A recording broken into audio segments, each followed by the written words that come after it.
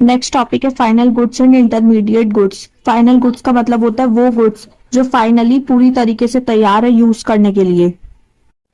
जैसा कि ब्रैकेट में लिखा है रेडी फॉर यूज, यूज करने के लिए तैयार है bye there final users. Final users जैसे कंज्यूमर है, उसको रसगुल्ला खाना है तो उसके लिए फाइनल गुड्स क्या होगा? रसगुल्ला। वो स्वीट शॉप पर जाएगा और खरीद कर ले आएगा और खा लेगा। पर अगर वहीं पर हम उसको शुगर देते हैं, मिल्क देते हैं, तो वो उसके लिए फाइनल गुड्स थोड़ी होगा, उसको तो रसगुल्ला खाना है।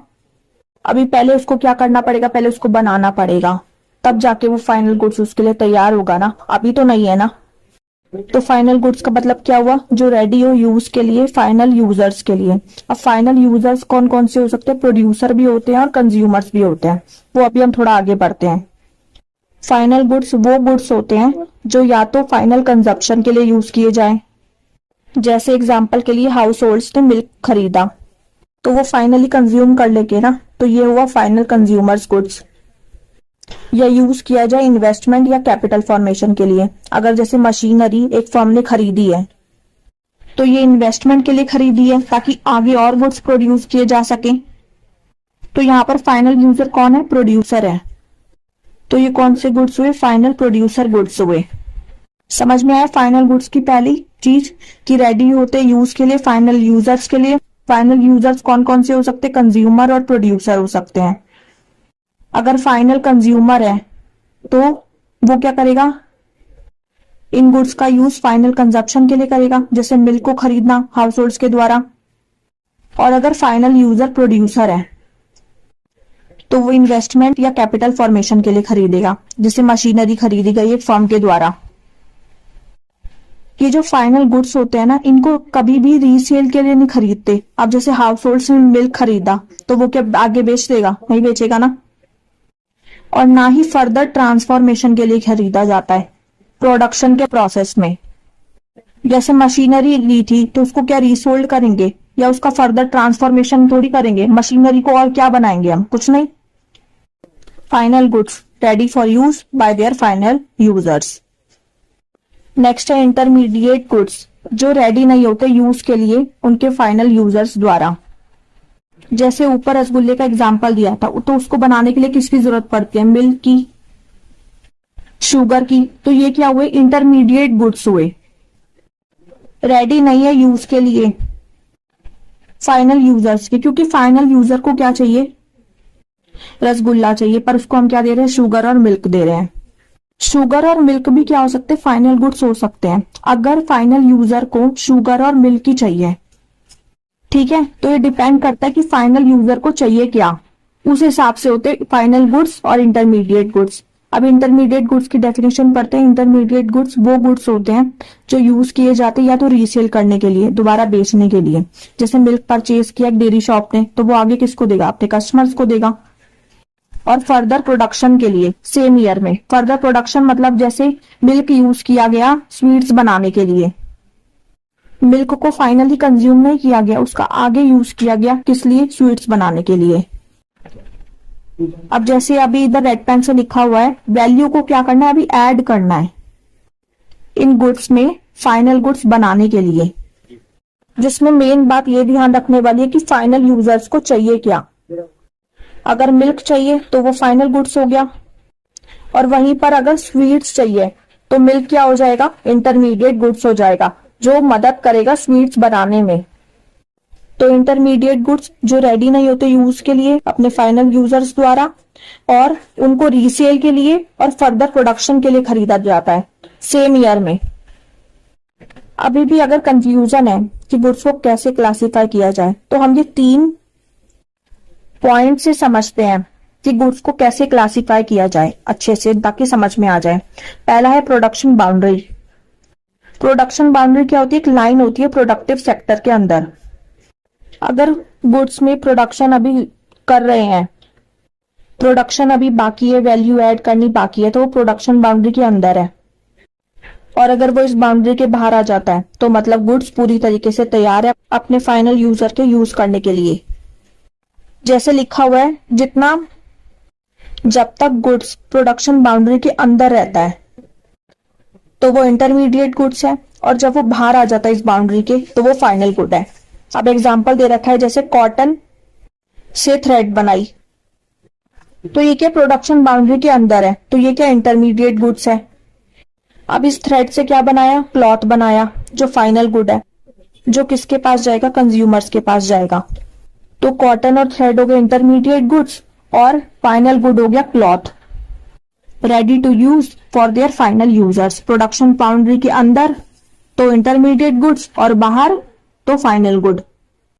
नेक्स्ट पॉइंट है, कॉमोडिटी क्या होती है, इंटरमीडिएट गुड्स भी हो सकती है और फाइनल गुड्स भी हो सकती है। वो डिपेंड करता है कि उसका फाइनल यूज क्या है, एंड यूज क्या है। जैसे एग्जांपल दे रखा है, जब शुगर यूज की जाए स्वीट शॉप द्वारा स्वीट्स बनाने के लिए, तब वो इंटरमीडिएट गुड है, क्योंकि शुगर का फर्दर ट्रांसफॉर्मेशन होगा स्वीट्स बनाने के लिए। और अगर वही शुगर कंज्यूमर यूज कर रहा है तो वो फाइनल गुड हो जाएगी। ऐसे ही अगर मिल्क यूज किया जा रहा है डेयरी शॉप्स में रीसेल के लिए, वापस बेचने के लिए, तो वो इंटरमीडिएट गुड है। और अगर हाउस होल्ड उस मिल्क को यूज कर रहे हैं तो वो फाइनल गुड है। डिपेंड करता है ना कि एंड यूज क्या है। जैसे हमने पढ़ा था कि फाइनल यूजर को क्या चाहिए, ऐसे ही जैसे मोबाइल फोन का एग्जांपल लें, अगर मोबाइल फोन कंज्यूमर खरीद रहा है तो वो क्या हो गया, फाइनल गुड हो गया। और अगर वही मोबाइल डीलर खरीद रहा है तो वो क्या हो जाएगा, इंटरमीडिएट गुड्स हो जाएगा। नेक्स्ट पॉइंट है, अगर गुड्स को सेम ईयर में यूज किया जा रहा है तो वो इंटरमीडिएट गुड्स है।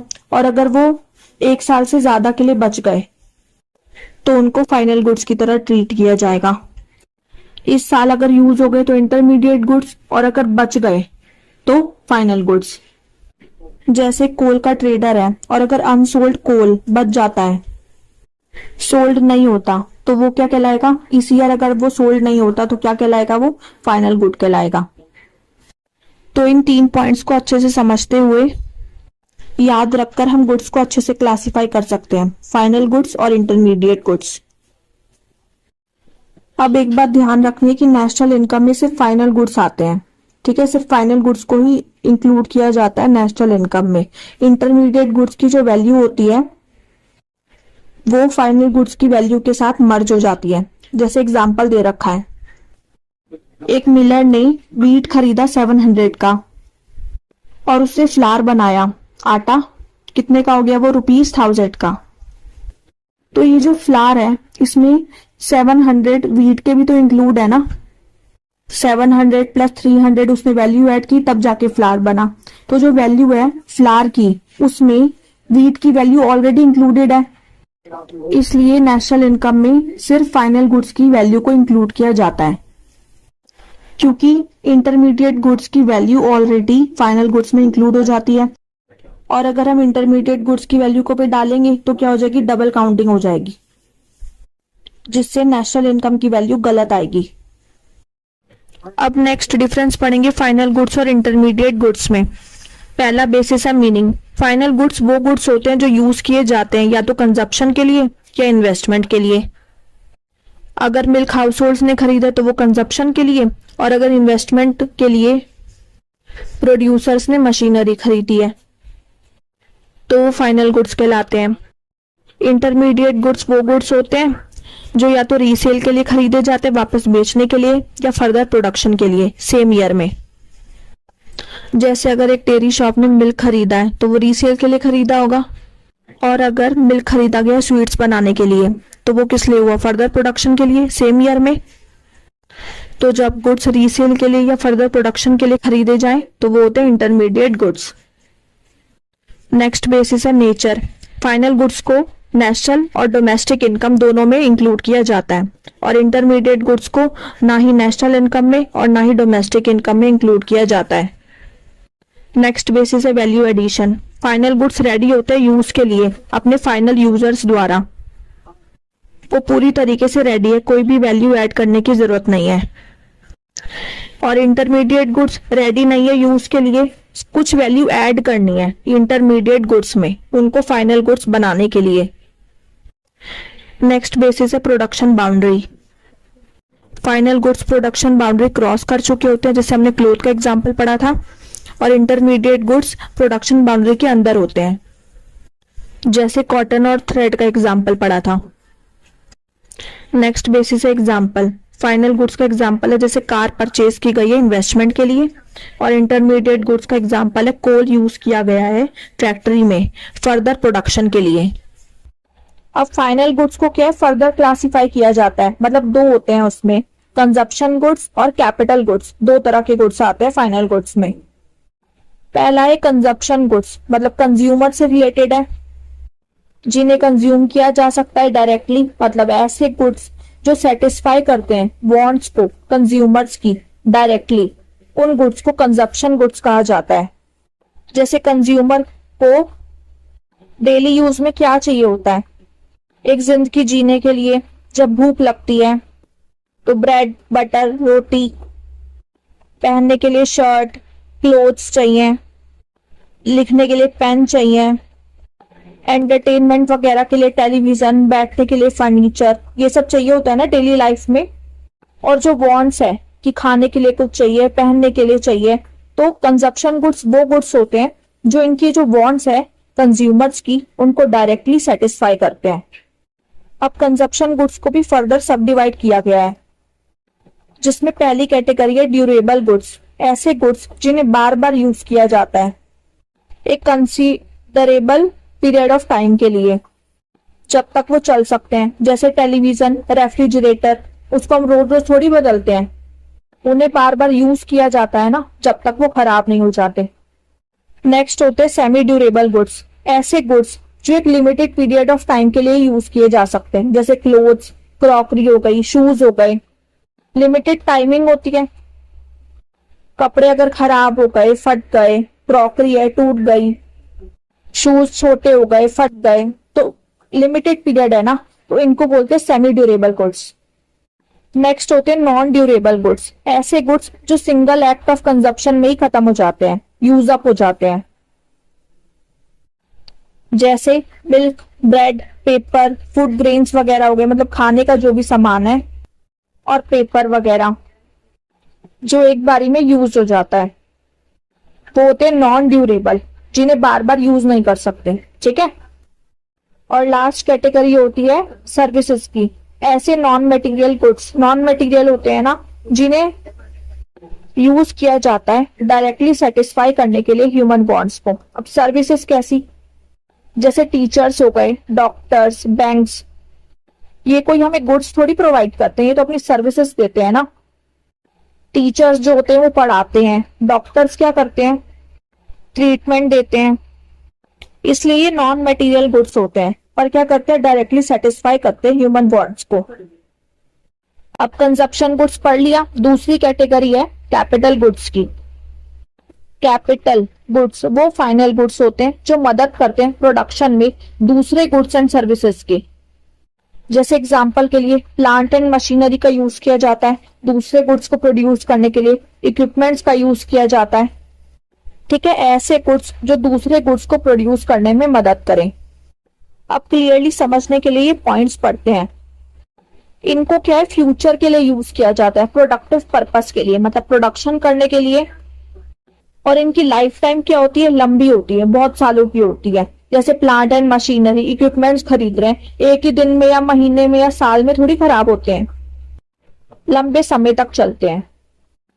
और इनकी आइडेंटिटी क्या है, लूज नहीं होती प्रोडक्शन प्रोसेस में। प्लांट एंड मशीनरी तो वैसी की वैसी ही रहेगी ना, कोई शुगर या मिल्क थोड़ी है कि बाद में रसगुल्ला बन गया। और इन्हें क्या है रिपेयर, रिप्लेसमेंट की जरूरत पड़ती है टाइम टू टाइम। क्यों? डेप्रिसिएशन की वजह से। और नेक्स्ट पॉइंट है इनकी डराइव डिमांड होती है, इनको डिमांड किया जाता है दूसरे गुड्स के डिमांड होने की वजह से, जिनको ये प्रोड्यूस करने में मदद करते हैं।